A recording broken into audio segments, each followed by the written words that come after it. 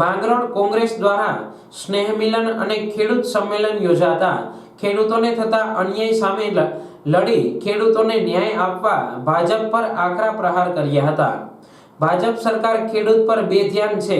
ખેડૂતોને પૂરતું ખાતર મળતું નથી, પાકનો ભાવ મળતો નથી, કુદરતી આફતો આવે ત્યારે કોઈ પ્રકારની રાહત પણ આપવામાં આવતી નથી, જેથી આજ ખેડૂતો પરેશાન થઈ રહ્યા છે।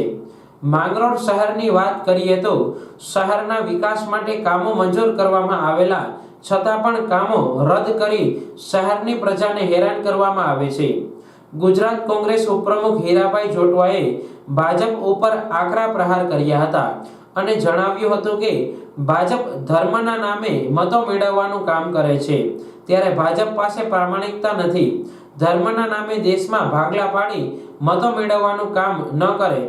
કોંગ્રેસ પૂર્વ મંત્રી ચંદ્રિકાબેન ચુડાસમા દ્વારા ભાજપ સાંસદ અને ધારાસભ્ય અને તાલુકા પ્રમુખ પર પ્રહાર કર્યા હતા કે પ્રજા માટે ચૂંટાયેલા પ્રતિનિધિ બધા માટે એક સમાન હોવા જોઈએ, નહીં તો તમારી સામે લડવાની તાકાત અમારી પાસે પણ છે।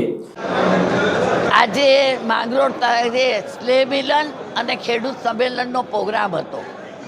રાજકીય સમીકરણોમાં ચૂંટણીઓ આવે અને જાય, પરંતુ પ્રજાના પ્રતિનિધિ તરીકે એકવાર તમારી જાહેરાત થઈ જાય ત્યારે તમે સમસ્ત પ્રજાના પ્રતિનિધિ છો।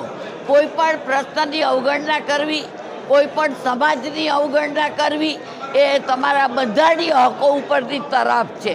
એટલે મારી તો તમામ વિનંતી છે કે એકવાર તમે ધારાસભ્ય થયા, સંસદ સભ્ય થયા, તાલુકાના પ્રમુખ થયા તો તમારે જવાબદારી સમસ્ત વિસ્તારની ને સમસ્ત લોકોની છે, અને આ બંધારણીય જવાબદારીમાંથી જો તમે હટો તો તમારી સામે લડાઈ કરવાની પણ બધાની તાકાત છે।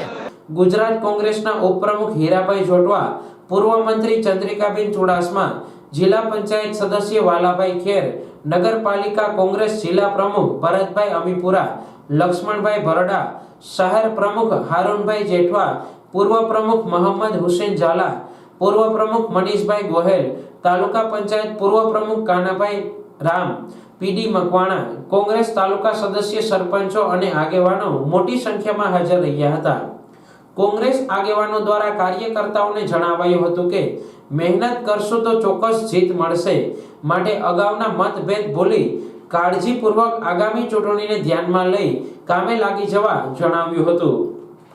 આજરોજ માંગરોળ મુકામે સ્નેહ મિલન અને ખેડૂત સંમેલન જે રાખ્યું હતું એમાં ચંદ્રિકાબેન, ભરતભાઈ અને સ્થાનિક આગેવાનોની આગેવાનીમાં એમાં ખૂબ મોટી સંખ્યામાં લોકો મળ્યા અને ખેડૂતોની જે ચિંતા છે, ખેડૂતો ઉપર સરકાર બેધ્યાન છે, ખેડૂતોને ભાવ પૂરતો મળતો નથી, એમને જોઈએ ત્યારે ખાતર મળતું નથી, એમની તકલીફો વારંવાર વાવાઝોડાઓ, આ કુદરતી આફતો આવે ત્યારે એમને કોઈ રાહત મળતી નથી। એમ જ વીમાઓના પણ ખૂબ મોટા પ્રશ્નો હોય, વીમો એમનો મળતો નથી, એમની ખૂબ રજૂઆતો આજે આવી। માંગરોળ શહેરમાં પણ જે મુશ્કેલીઓ છે, જે કામો મંજૂર થયેલા એ કામો પણ રદ કરીને માંગરોળ નગરપાલિકામાં માંગરોળના લોકોને હેરાનગતિ થાય એમની પણ અમારા સામે ખૂબ મોટા પ્રમાણમાં રજૂઆતો આવી। ત્યારે પાર્લામેન્ટ પણ નજીક આવી રહી છે, ત્યારે આ માંગરોળ મત વિસ્તાર અને પ્રજા અને કોંગ્રેસ પરિવાર ખૂબ જાગૃત છે।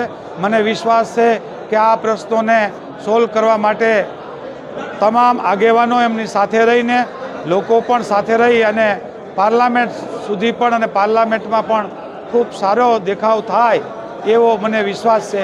એટલું જ આ તકે હું કહેવા માગું છું।